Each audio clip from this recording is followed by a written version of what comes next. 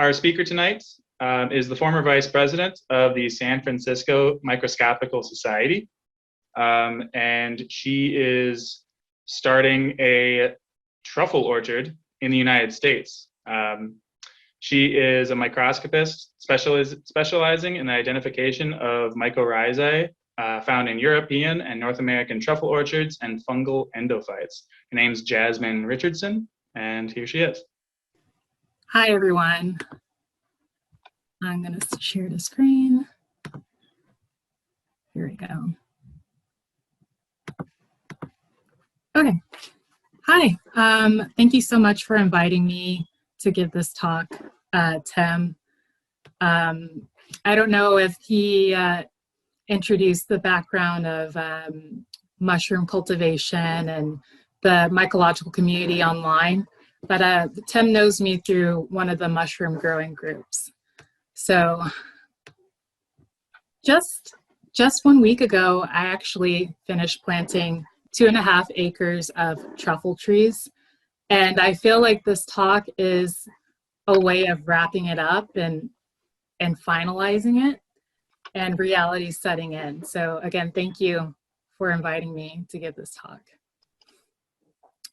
Okay, so in 2015, I started a long-term project that got me involved in mycology and truffle cultivation. So it started off with my dad, who called me one day because one of his colleagues actually told him about truffle cultivation in the Mid-Atlantic area.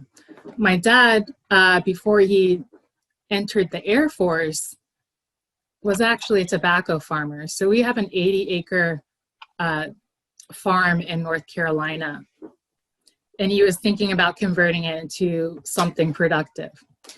So instead of diving into truffle cultivation, buying trees, and setting it up, I decided to learn more about biology, learn more about mycology, and try to eliminate as many variables, unknown variables, as possible, because truffle cultivation is high risk, especially in North America.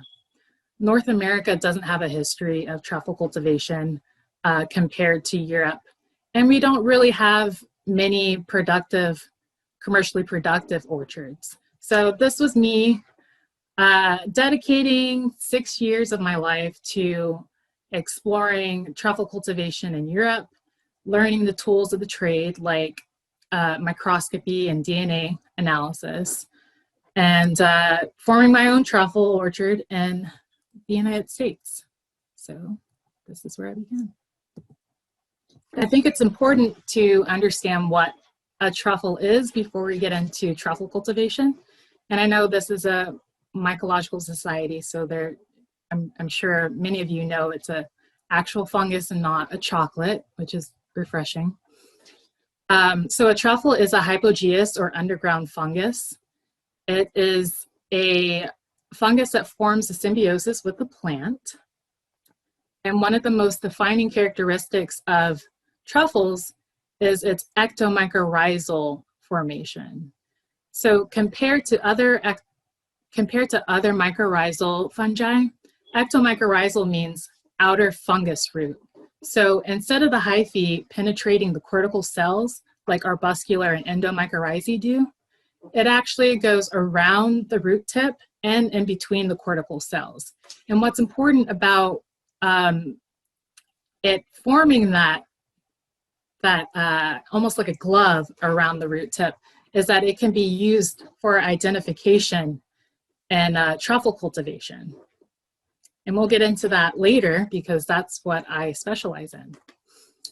So another defining feature of truffles is its spore dispersal. So unlike most fungi that depend on gravity and wind, truffles solely depend on animals and humans to disperse its spores by being fungivores and eating them, and then, using the restroom or pooping somewhere and dispersing the spores that way. It is one of the most expensive foods, and the reason why it's expensive is because it takes a long time to cultivate. It's not fully understood, and it's extremely pungent. So in this talk, I'm going to focus on tuber melanosporum because those are the trees that I planted, but I'll also mention the burgundy truffle, which is tuber aestivum, and the bianchetto truffle, which is tuber borkii. All three of them are native to Europe, but they're domesticated and grown in the United States. And I should also mention there are many productive orchards in Australia. They're almost as productive as Europe as a whole. So my background, back to my beginnings as a political science major, I actually did a career change when my dad made that phone call. So after I decided I wanted to learn more about truffle cultivation, I knew that I needed to get into the hard sciences and learn biological sciences. So I went to UC Berkeley's post-baccalaureate pre-medical program at their extension school. And as I was living in the Bay Area, I got introduced to a mushroom cultivation class at Merritt College. And through that, I got into the Merritt Mycology or microscopy program and got my fluorescence bioscience microscopy certification. And because the microscopical community is smaller, even smaller than the mycological community, I ended up becoming the vice president of their society. And during that time I was there, I also dedicated time and resources to learning microscopy that's used in truffle cultivation. And I learned how to manage orchards in Spain and inoculate seedlings. I also got to visit different West Coast and East Coast truffle orchards. And that's me at the farm. So we lease about 50 acres of our land to a farmer who uses it for grains and soybeans, and that's me taking a soil sample. So these are just some photos of me in Spain. This is me at the Agri-Food Research and Technology Center in Aragon. This is me at the Alto Palencia truffle tree producer and my mentor, Luth. And this is more photos of the farm. This is photos of the orchard, all the trees that we planted last week. And excuse me, a photo of me at one of the West Coast truffle orchards in California. And one of the great things about the Bay Area is that not only is there a large mycological scene, they also have a pretty active biohacking scene. So if I wanted to do DNA analysis of truffle tree roots, I could go to the counterculture labs and use their PCR machine and extract DNA there. And in this photo, I'm actually sieving soil samples to collect mycorrhizae for microscopical and DNA analysis. So truffle growing in North America, it's not as productive as Europe or as Australia's, but we have 30 productive truffle orchards in the United States. We have 200 truffle orchards overall, according to the North American Truffle Growers Association. You have to keep in mind that we have 3 domesticated truffles, and maybe about a handful or maybe a third are tuber melanosporum orchards. So I like to mention Tom Michaels as a pioneer in truffle cultivation because he pretty much proved the concept of a tuber melanosporum being produced commercially in the United States. In 2009, he produced 200 pounds of black truffles per year, and that went on until about 2014. 2016, he lost his entire orchard to the eastern filbert blight.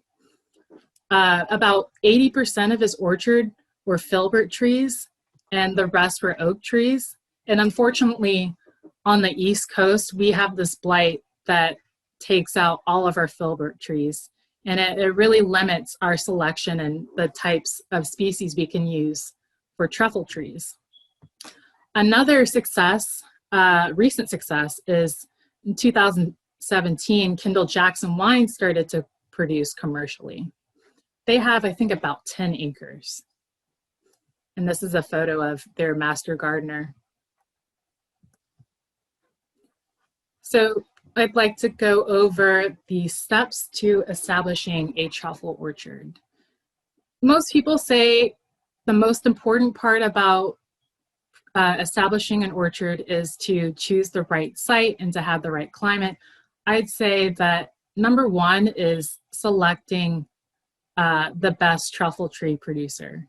Unfortunately, in the United States, we have about 5, and options are very limited, but there are some good trees available. Number 2 is site selection. Number 3 is site preparation, which involves increasing the pH, which is a favorable environment for tuber melanosporum, subsoiling to prep the land for trees, and to cultivate the land to improve and increase aeration of the soil. Number 4, plant inoculated seedlings. And then once you have those established, you'll spend quite a bit of time managing your orchard through irrigating, maintaining irrigation, tilling every year, pruning, and maybe using cutting edge technology by adding Spanish wells, which I will explain in a few slides. The unfortunate problem about truffle production is with tuber melanosporum, it takes 5 to 10 years for harvest. Sometimes it takes even longer, depending on the tree species. You'll see West Coast orchard owners plant filbert trees, which tend to take less time than oak trees. But unfortunately on the East Coast, like I mentioned, we have that filbert blight. And unless we have a filbert blight resistant filbert tree that we can grow, we're pretty limited. So, selecting a truffle tree producer.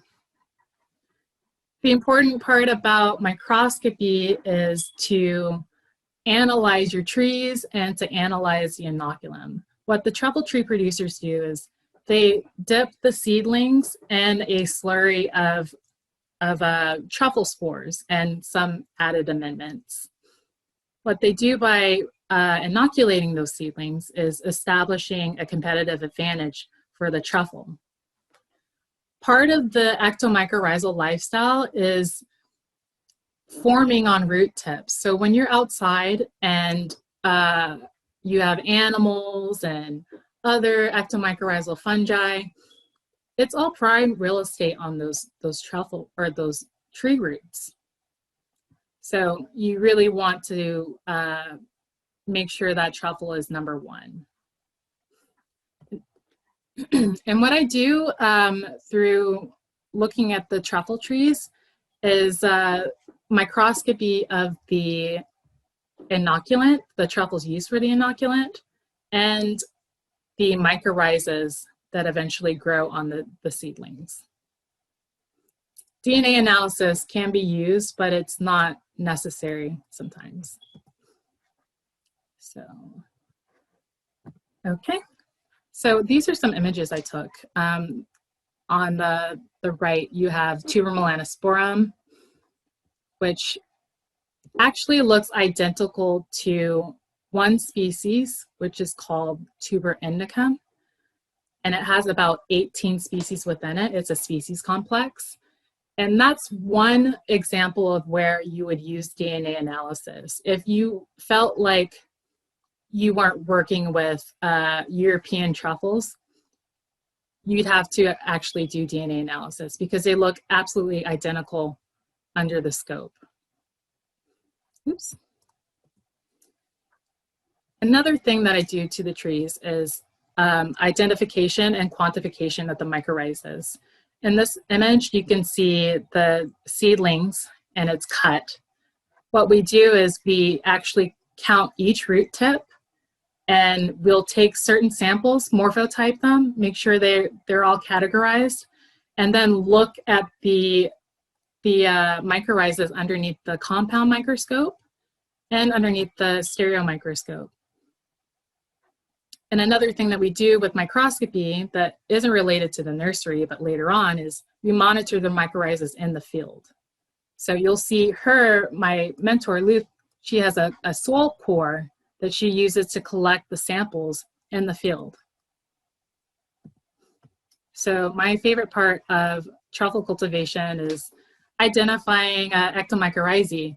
I love to see people identify mushrooms because they're more distinctive. They have these little quirks and they're more colorful than ectomycorrhizae, but there's something special about looking at a root and not having the actual fruit body and knowing what it is. So what I look at in these root tips is pretty much the interwoven interface of the hyphae. So ectomycorrhizae is the only type of mycorrhizal fungus that has these distinctive hyphae that wrap the roots. So this is tuber melanosporum, and you can see the hyphae emanating from the root tip. So I look at the color. For example, you have this jet black mantle that envelops the root tip. And this is actually a sclerotium. It's one of the few ectomycorrhizal fungi that produce sclerotia. I look at other emanating elements, extra-radical hyphae, rhizomorphs, which you can see in this image. They're actual black rhizomorphs. Cystidia, and instead of cystidia that's you find on fruit bodies, it's pretty much just short hairs that emanate from the root tip instead of the long hyphae. We look at superficial texture. Some ectomycorrhizas have crystals. Some of them are rough. Some of them are smooth. If you look at Lactarius, it looks exactly what you predict it to look like, and it actually emits latex too if you prick it.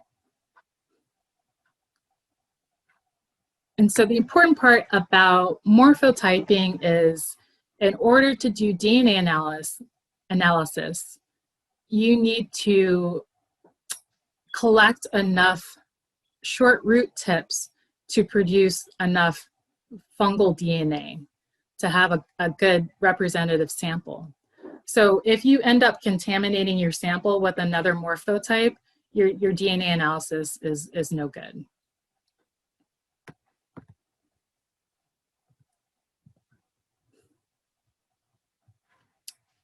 One of the main distinguishing features of ectomycorrhizas is the mantle organization. So what we see here, this is the mantle, but this is it under high magnification.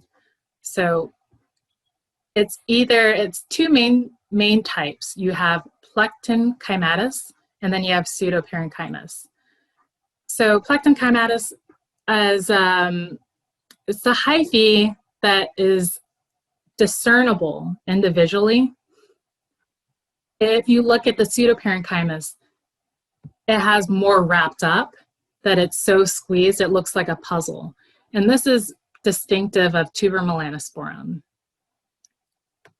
You look at it under high magnification, add lactic glycerol to the mount or to the slide, and you can lighten it up and see what kind of shapes you have on the mantle. Oops. Morphology, these are some images I took last week at the University of Virginia, or this one is. This is tuber acivum, the burgundy truffle, and you can see the hyphae, how it's distinctive and different than the hyphae that's on tuber melanosporum. And then this is a stereo microscope image of trees that I analyzed for my own orchard in May, I believe. And that's highly mycorrhized, colonized by tuber melanosporum. So I was very happy to see that. Potential problems. So you can have misidentified truffles in the inoculum, like I mentioned. One problem that certain truffle tree suppliers had was that they weren't nicking every single truffle before they added to their inoculum, and they had a very highly competitive, aggressive ectomycorrhizal fungi take over their orchard. There's one species called tuber brumale, which is another truffle. It's edible. I've actually had it. It kind of tastes like gasoline. It takes over different truffle orchards because it looks so similar to tuber melanosporum. You can also have contaminated substrate in your nursery. So when truffle tree producers grow trees, they tend to use peat moss.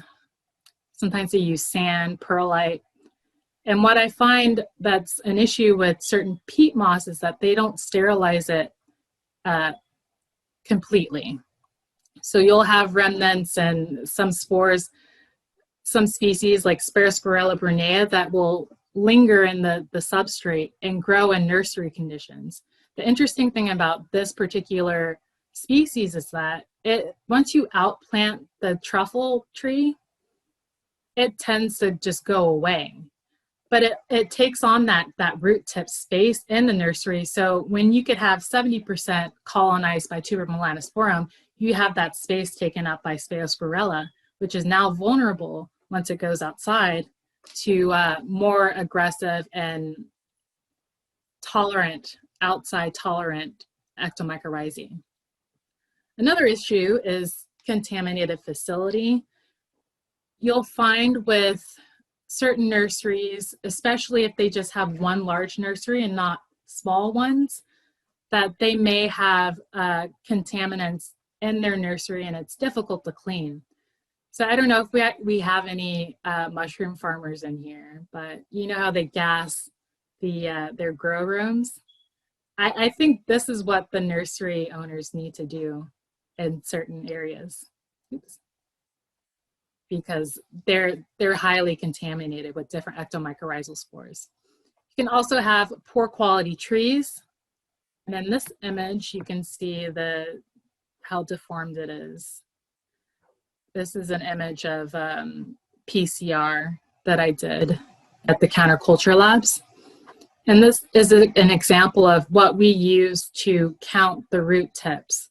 So we'll laminate a grid, and there are different types of analysis that you can do and different standards. And this is Carolina Fisher's standard, where you count over 1,000 root tips, and you count each tip. This is tuber melanosporum, this is a contaminant, this is something else. And you look at each contaminant and you write it down and you give the percentages. So what I do is I have multiple clickers and I just click as I go through all of the root tips.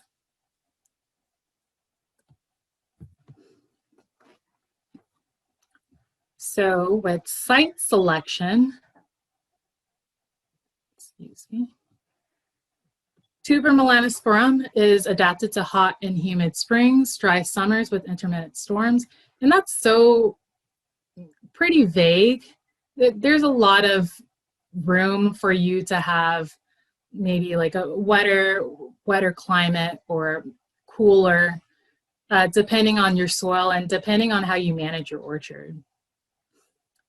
What's important is not to have extensive freezing temperatures, because once you have consecutive days, multiple consecutive days of freezing, you'll have frozen truffles in your soil and you can't sell them. The most important characteristic of a tuber melanosporum orchard is the soil and a high pH. What's unfortunate is that we can't find areas that have the right climate for tuber melanosporum with naturally high pH soils in the United States. So what every farmer in the US does is add tons of lime to their orchard. You'll find that Australians also add tons of lime. many Europeans think that it's just not worth it, but I look at the Australians, they're producing over 100 pounds per acre. So as I mentioned, the productive orchards in the United States are usually found in the mid-Atlantic area in the Pacific Northwest. But you have other areas that are growing other domesticated truffles like tuber borkii you can find in Idaho, which is interesting.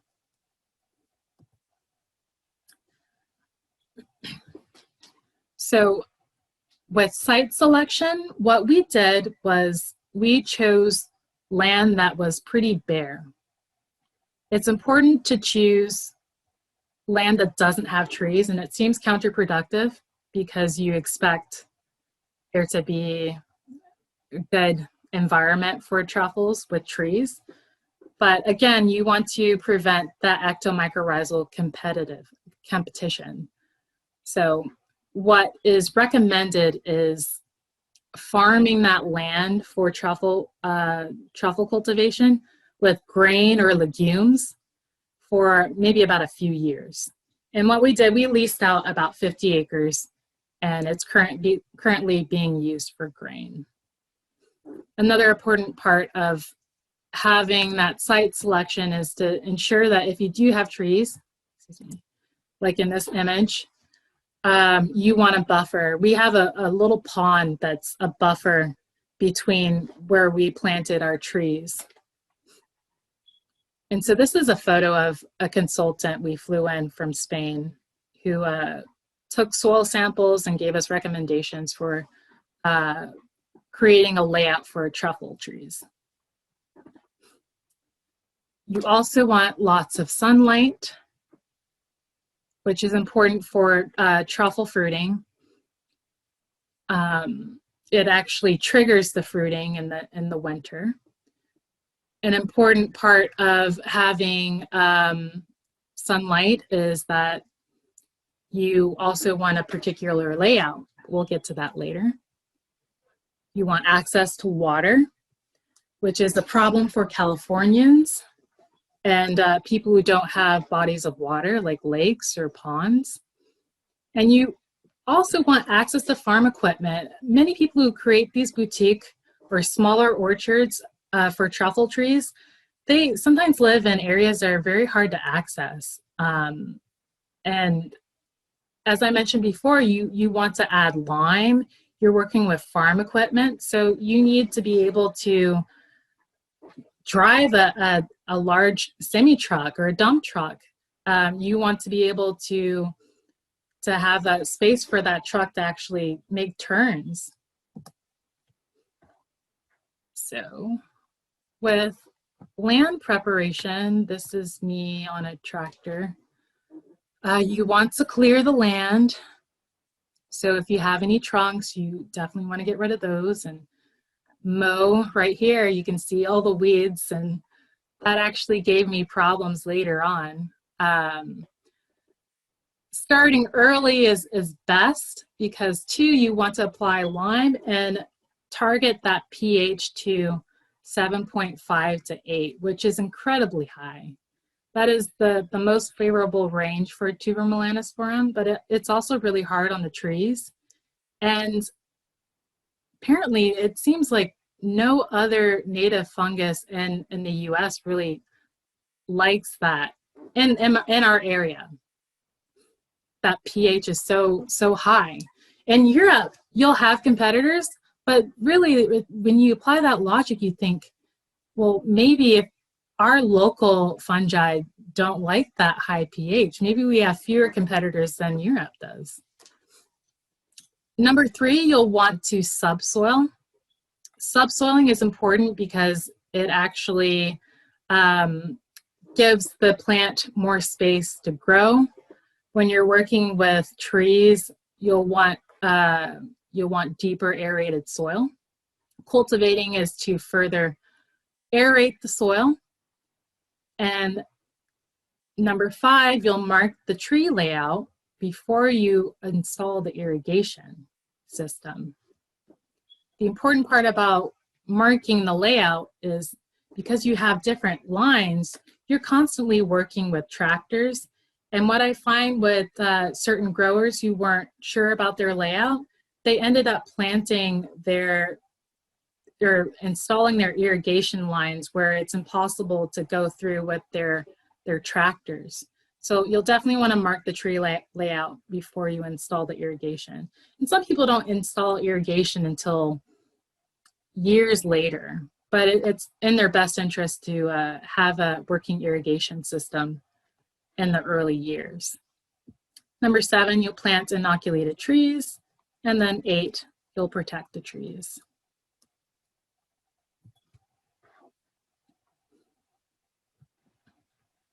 Okay, a note on liming. It looks like snow, but it's not. We dumped 20 tons of lime on 2.5 acres.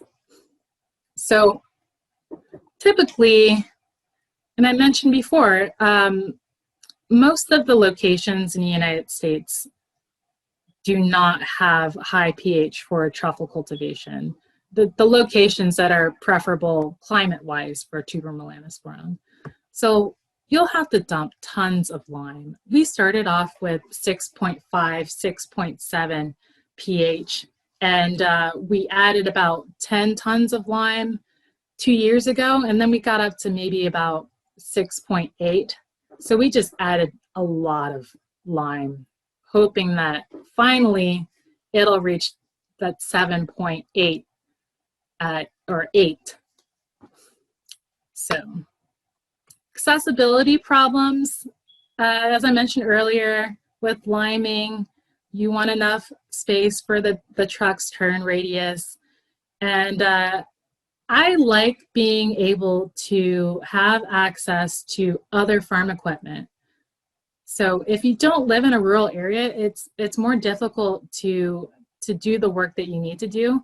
And if you don't have a tractor, I mean, it's really useful to have a neighbor who has all the implements you need for your tractor. And I find that was a lifesaver for me in the past year. Irrigation. So pre-production, before you produce truffles, irrigation is useful because it improves and adds or hastens the development of the mycorrhizae, and it encourages superficial root growth, which is 6 to 8 inches in the ground, and that's typically where you would find truffles. So if you were to not add the irrigation in the first few years, you'll find that the roots won't be as superficial and they won't grow towards each other. And when you have the roots growing towards each other, you have the mycelium that meets. And later on, you'll learn that we have multiple mating types in truffle cultivation. So it's important that you have the hyphae meet. When you get to production, usually about year 7 to 10 on, the tuber melanosporum spores typically germinate in the spring. The season of tuber melanosporum, by the way, is in late autumn, and then it goes on until March. I've actually seen truffles harvested in April, but that's way late in the season. You'll see the primordia of the truffles form during the late spring and summer. So during that time, depending on which location you're in, you'll definitely want to irrigate it, because if you don't add water to your primordia, they're definitely going to dehydrate and you're not going to grow the yields that you'll want later on in the winter. Another important part of irrigation is avoiding over-irrigation, which promotes competitors. And I mentioned the tuber brumale, the truffle that tastes like gas. That is a highly competitive truffle that tends to thrive in really moist conditions. And they share the same host as tuber melanosporum. So that's something that you don't want to do. But I think you could probably get away with it in the United States because tuber brumale is not a native truffle. It's not something you'll find here unless you have maybe a contaminated seedling that has tuber moly on it. I think in the United States, you can probably get away with more than the Europeans can. So with orchard management, you have pests and diseases that's important to deal with. How the truffle orchard owners deal with pests and diseases: the first few years they have seedling protectors over their trees, which help prevent deer and rabbits and voles and moles from harming the tree. Fences later on are useful for larger animals like boar. Fortunately, on the East Coast where I live, we don't have any problems with boar. But in Spain, I went to different wild truffle wild truffle plots, and you could see the destruction that the boars dug and just destroyed the surrounding area of the plants. Pathogens, I mentioned the eastern filbert blight. That is something that a few of the truffle tree suppliers are working on and developing. They really want to produce trees that are resistant to the eastern filbert blight, because the filbert tree is a great tree for tuber melanosporum. It doesn't have many competitors in the United States. It's not a favorable tree in Europe, but only because it tends to host a lot of their competitors. But it's used in Australia, it's used on the West Coast. It's a great tree for tuber melanosporum. It tends to produce faster too. Armillaria, which we know as the honey mushroom, that's been a problem in Spain for certain orchards. It's so destructive. You know the tree's going to die once armillaria gets to it. So what they do to try to hinder armillaria is add trichoderma spores, which, I mean, it doesn't kill armillaria, but it helps prevent it from maybe spreading to other trees. So what we can do to prevent a lot of these pathogens is by having hygienic pruning practices.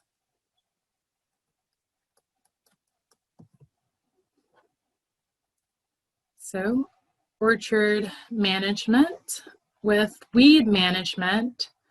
And you could see my orchard already has weeds. It's very difficult on the East Coast. We have more weeds than the West Coast, or more aggressive weeds. So what most orchard owners do is they mow really low. Some of them use Roundup. I'm actually torn on the use of Roundup. I'm not sure if I want to attempt to go organic and not use any chemicals, but I know it's a lot of work. Once you have hundreds of trees, thousands of trees, it's really difficult. Tilling is another way that they handle weeds. During the spring, they'll till around that time. Some hand weed. I actually saw a presentation where a grower was using flame weeding, which is the use of fire to burn the weeds. And in this image, you can see what we call a brulee. And this goes hand in hand with weeding because it's a natural form of weeding.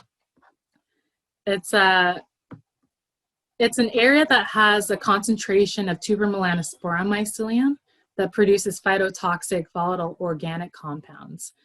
It's also an indicator that you're likely going to produce truffles very soon. So this is the concentration that kills the weeds and actually changes the fungal community and its composition. So the terrestrial fungal community differs inside of the brulee than it does outside of the brulee because the organic compounds suppress a lot of the biological activity within that area.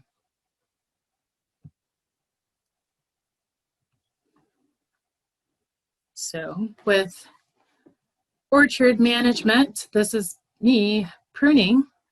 One of my favorite topics is pruning truffle trees, and we talked about weeding and how time consuming it would be to hand weed. Could you imagine hand pruning thousands of trees? But it's important. Managing the canopy helps with competition. And the way it helps with competition is that you're pretty much creating your own timeline for truffles and fungal succession. So when you have early colonizers on truffle tree roots or on roots, they are more likely to stick with a younger tree. So when truffle orchardists prune their trees, they're trying to keep their trees as juvenile for as long as possible, because once you have a larger canopy, number one, you're decreasing the amount of sunlight on the soil, but number two, you're also adding to the likelihood that another competitor will take over. Tuber acevum, which is the burgundy truffle, is a really popular truffle that people love to eat, but it's also a competitor with Tuber melanosporum. They share the same hosts, and once the canopies become really large and the orchard becomes older, you'll find that Tuber acevum will take over where the Tuber melanosporum once has grown. Another important part of pruning is the general health of the tree. We mentioned earlier with the pests and pathogens, you'll want to prune to keep the tree pretty aerated and healthy. So with the orchard management, we'll get into more cutting edge stuff. People like to find ways of increasing their truffle yields. And what's unknown about Tuber melanosporum is the mating types and how they function in an orchard. So Tuber melanosporum is heterophthalic, meaning that there are two mating types. You have mating type 1 and mating type 2, and they're found in different strains. What researchers have found in truffle orchards is that one mating type tends to dominate a certain area during a certain time, and introducing that other mating type is difficult unless you add spores. So what the farmers do is, you can see with this gas auger, this is actually a farmer I met in Teruel, and he didn't want me to take a photo of his face because, like, the farmers don't want people to know that they're giving away secrets. And I was this American visiting and learning. He's actually digging a hole for a truffle well, or Spanish well, for truffle spores. So it's a mixture of truffle spores, sometimes perlite, peat moss, and they'll add them to areas along the drip line that will meet the mycelium of the mycorrhizae that has that other parental mating type that's compatible with, hopefully, what's ever in the pool of spores. So you can dig holes. I've also seen farmers use trenchers to add the substrate and the spores.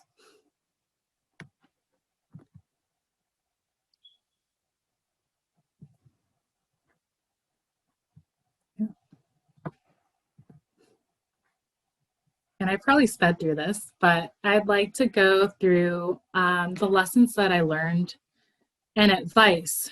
So it took me 6 years to develop this truffle orchard, because the more I learned, the more hesitant I was to actually go through with it.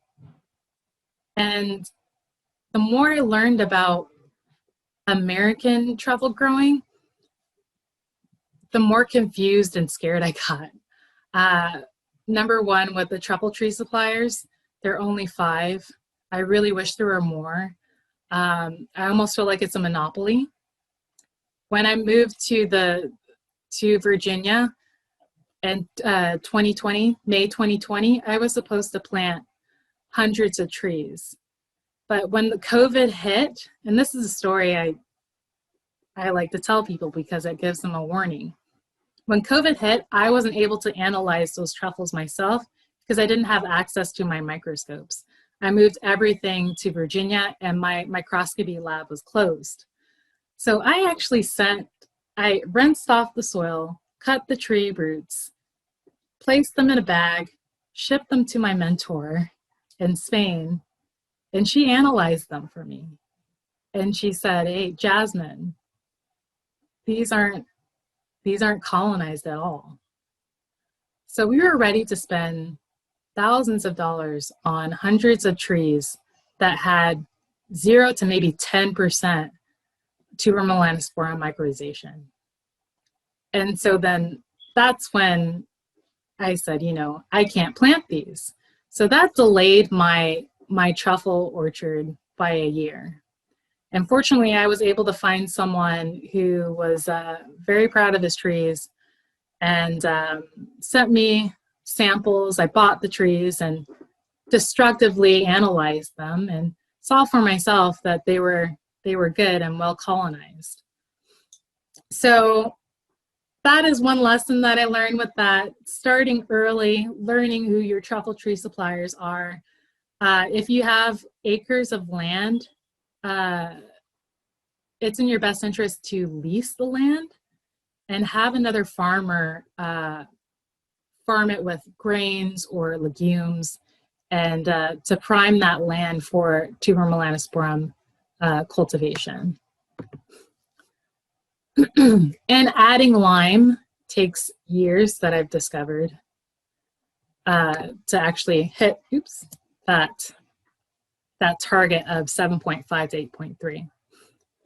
Another problem and lesson that I learned in truffle cultivation is by reading interviews and watching talks of truffle experts estimate the cost of establishing a truffle orchard per acre.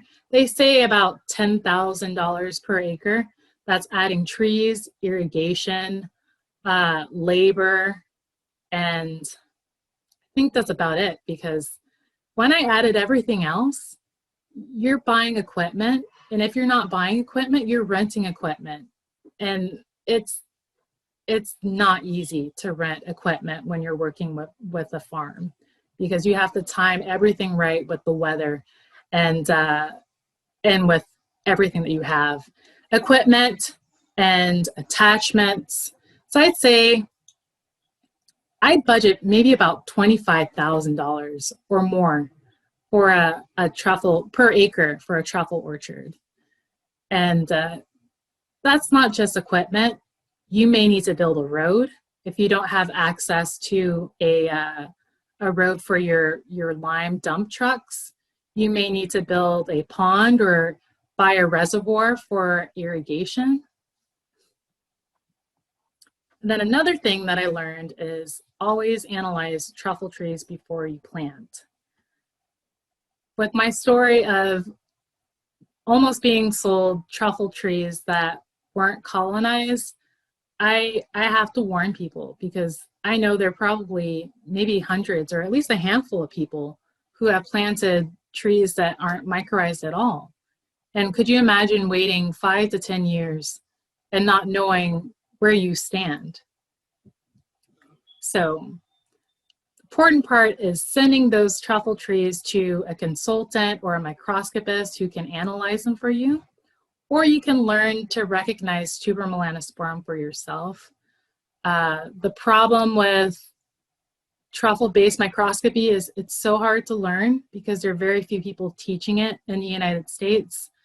I had to travel to Europe to learn, but there are good resources, and I'll add the resources in the next slide, to view different images of ectomycorrhizae.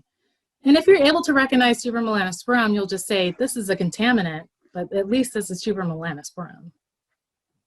So that is my presentation, and I have some truffle cultivation resources here. Books and mycorrhiza identification. DEME is the main one that I use for mycorrhizal analysis. But that is mostly it if I have any questions. Wow, that was fantastic, Jasmine. Thank you so much. Thank you. We do have a lot of great questions that we had in the chat while you were. Oh, that's right, chat. Let me see. Okay. So I copied some of them. So we have John asking, what tree types do they form relationships with? You talked about hazelnuts / filberts and quercus. Are there any others? Let's see, John. I'm scrolling through. Did you post? John Lamprecht up at the top. Okay, I can just answer it. So truffle trees, there are many. So I actually planted 5 different truffle tree hosting species on my farm. I mentioned filbert. I planted bur oak, downy oak, stone pine, which is one that I had never heard of, that my truffle tree supplier said was mycorrhized, and I wasn't sure if I believed them, but I looked at them and they were indeed mycorrhized. Holly Home is another one I planted, and the turkey oak. So Quercus cirrus, Quercus pubescens, Quercus ilex, subspecies rotundifolia, Quercus faginea, which is the Portuguese oak, Pinus pinea, and I don't know which one else I'm missing. Oh, Quercus macrocarpa. But I think there are more. Quercus crucifera, too. There are a lot of trees that people who grow them are limited in what they can actually grow. So I don't have all the choices. So many oaks to choose from too. Yeah.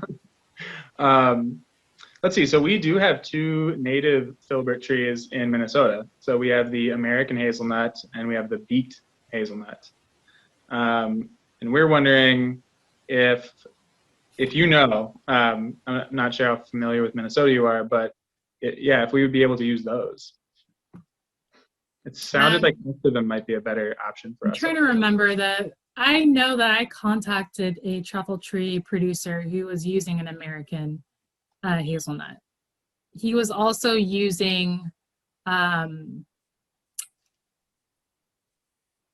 European hazelnut that had like a little bit of the American hazelnut in it. So it was resistant. That's what we're doing here, yes. Yeah. So he actually colonized that tree with a tuber melanosporum. I've actually seen a chestnut in Spain that had tuber melanosporum linked to it.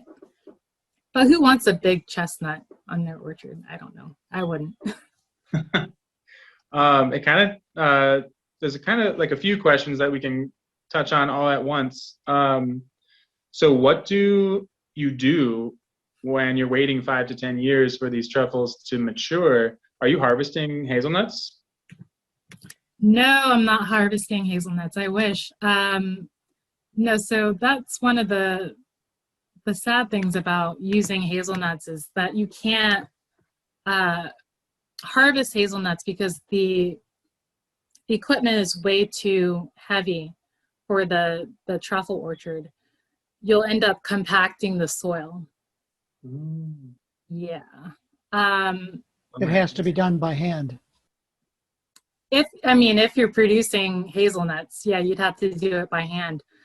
What's interesting though, I mentioned tuber borkii, which is the bianchetto truffle. It grows on stone pine, which is like, I have about 10 of those on my orchard.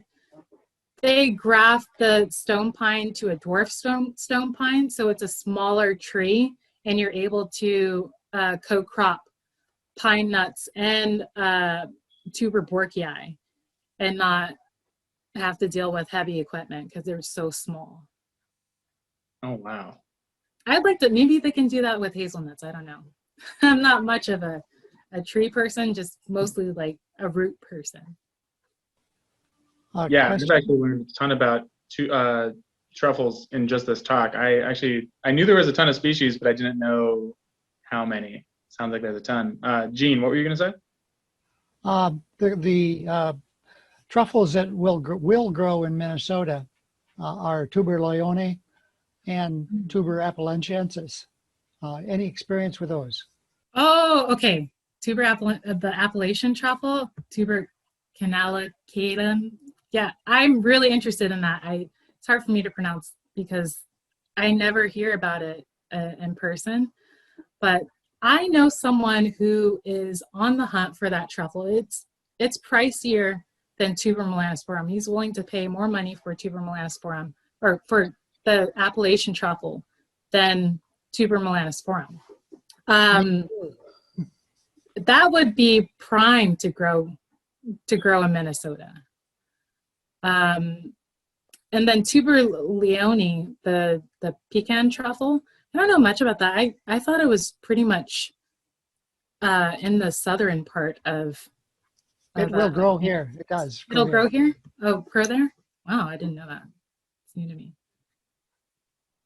On hazelnuts. Hazelnuts.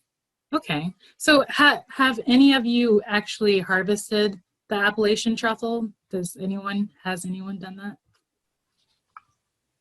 Oops. There was some work by a woman named Roseanne Healy, who's now down at the University of Florida, but she did her PhD at the University of Minnesota, and she worked on a lot of different truffle species. And she did a lot of collecting of truffles both in Iowa and Minnesota. And she actually wrote up a key that had a lot of pictures. I don't know that she had names for all the truffle species. But if you were curious in the northern sort of hypogeous fungi and what fruited in Minnesota, and this is for MMS or this is for Jasmine as well, I'll try and track that down from Roseanne and see if we can share that with the club, because she made it a few years ago and I thought it was a great resource to help us understand the truffle fungi of our part of the world. Okay, that's good to know. And you know what? I totally got that wrong because I'm hearing Appalachian, but this is tuber appalachiensis. It is the Appalachian truffle, yes, but it'll grow here. Okay, because I'm thinking of tuber calicatum, which is maybe different. But yes, that is a species that will grow in colder weather. I know it's being cultivated in Montreal. I haven't looked into it. I'm really tempted to contact the growers there. There's a person at University of Michigan has the germ that I'm trying to get. Isn't very cooperative. A former cohort of the woman who was here and moved to Florida. Okay. So we have another question. Is theft a problem? So like, do people steal truffles from truffle orchards? Theft? You know, I haven't heard about theft in the United States because we're so behind in producing that amount of yields. But and I look at growers like Kendall Jackson, you know, they already have high security set up. Theft is a huge problem in Europe. Theft is a problem I hope I won't have to deal with because of the way my farm is set up. I think it would be impossible to gate. So that is something I'm concerned about. Maybe security cameras. We have a river alongside our our farm. So I don't know how I would be able to prevent anyone from coming in and finding truffles with their dog. But I feel like if they have a dog, I would know. They had a dog there finding truffle. If I saw them raking for truffles, that would be a disaster. I'd be so angry. It sounds like it would have to be quite the heist to get across the river and even to your sites. Yeah. So yeah, actually that flows really well into the next question. Do you use a dog to detect the truffles other than the truffle brulee, or how do you know when they're ready? So yes, people use dogs. I mentioned the tuber indicum, which is a Chinese truffle. It's the truffle that is identical to tuber melanosporum underneath the scope that needs DNA analysis. That is actually a truffle that is known for its lack of aroma. It's basically smells like a tuber melanosporum that hasn't been ripe, that hasn't ripened yet. But the rumor is that because the laborers in China who are finding these truffles are raking, it could be that this truffle actually tastes just as good as tuber melanosporum. It's just the way they harvest it. But yes, you use a dog for finding truffles because you want to find the ripest truffles that are good and not, you want to keep it consistent in what you give to your chef or whoever is buying your truffles. So like they might, by raking them, they might be damaging them and then the smell goes away. No, so by raking them, they're harvesting immature truffles. Okay. Yeah. Oh, it's such a shame. So we have another question. Oh, May I add to that? That was actually an issue with tuber oregonense, the white Oregon truffle. That's why it had such a low price for a while, because it was known for having flavorless truffles due to raking.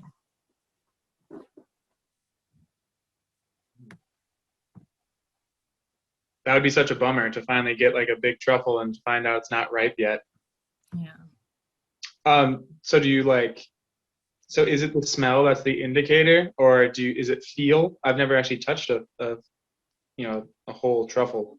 Is it like a certain feel, or does the skin look a certain way when you're like, yeah, this one's at the peak of ripeness?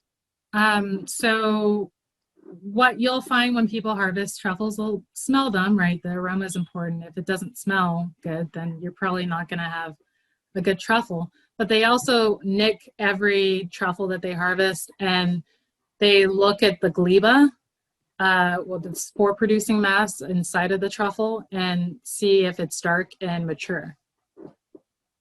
And depending on the species, it depends on the color. But with tuber melanosporum, it will be dark brown. Cool. Now I know for if I ever have to buy one.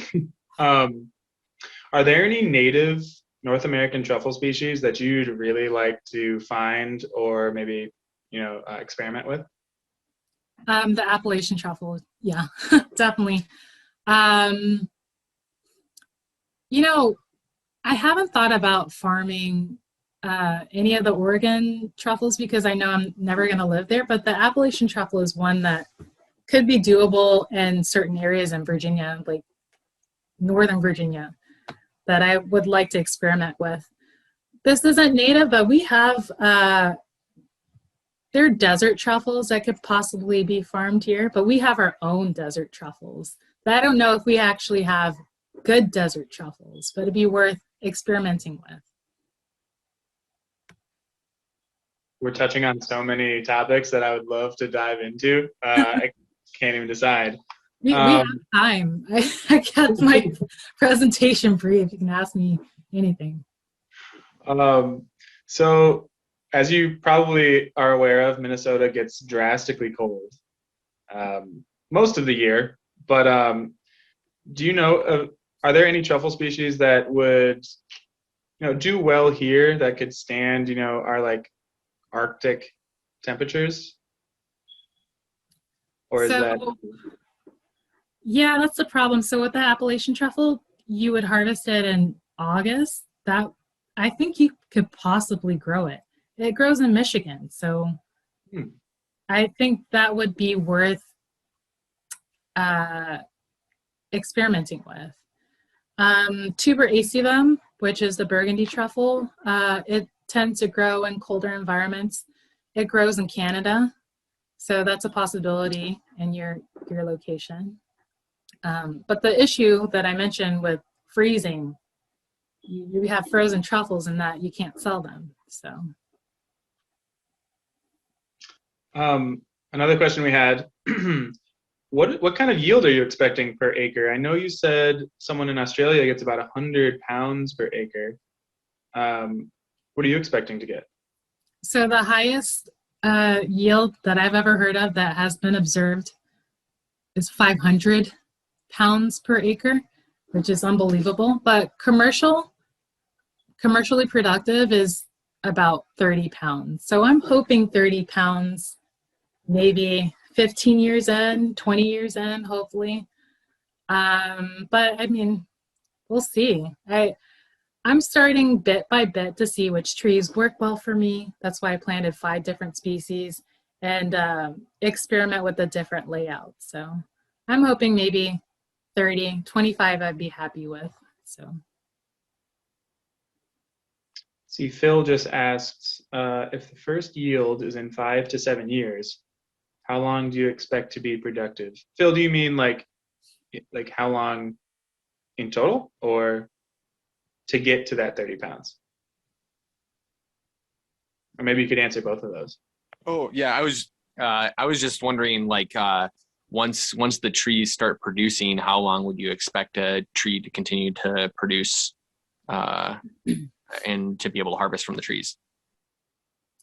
So with filbert trees, they tend to not produce as long as oak trees, but altogether, they'll produce from, well, 5 years if you're able to produce them, to about 60 years.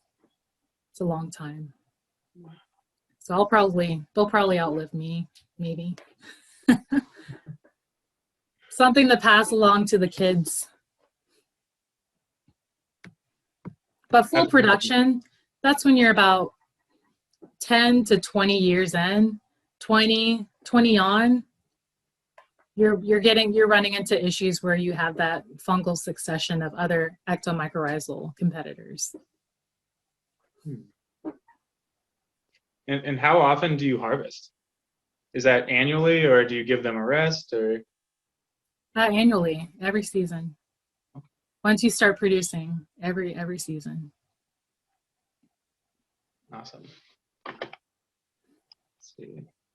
Does anybody have any more questions? I'll look back through the chat to see if I missed any.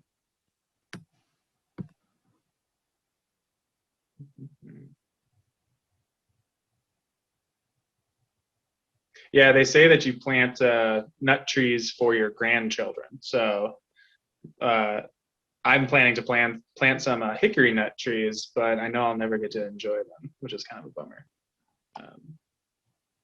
So we have a question. Why did you become interested in truffles? Oh, yeah, my story. Back to my story. Like my dad had a colleague mention truffle cultivation in the mid-Atlantic area, and he had a farm in North Carolina. He decided not to grow there, so he bought a farm in Virginia, and I took on that farm as a project, pretty much. I pretty much accepted his research request and got totally hooked into mycology and truffle cultivation, and he actually uses it. He rubs it in my face saying, "Oh, well, I made your career," which is true. Let's see. What was the starting pH of your soil? The lowest starting point was like 6.5. It's really low. That's typical of Virginian and North Carolinian soils, though.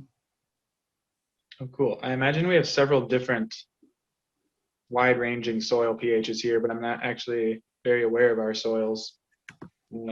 I imagine it would differ between our prairies and our grasslands and our, the Duluth area with our continental shield. Do the trees continue to increase yield as they age, or when do they plateau? I mentioned, what was it, 10 to 20 years you're in full production, and after 20 years you're kind of heading into potential issues where other ectomycorrhizal fungi might take over. Tuber aestivum, as I mentioned, was one of the main competitors that take over later on in the truffle orchard's life as the canopy gets larger. So, but like I said, I'll typically produce for about 60 years, but you'll get into that decline around 30. Oh, wow. Okay. So is it do you already have a succession planting plan? That's interesting.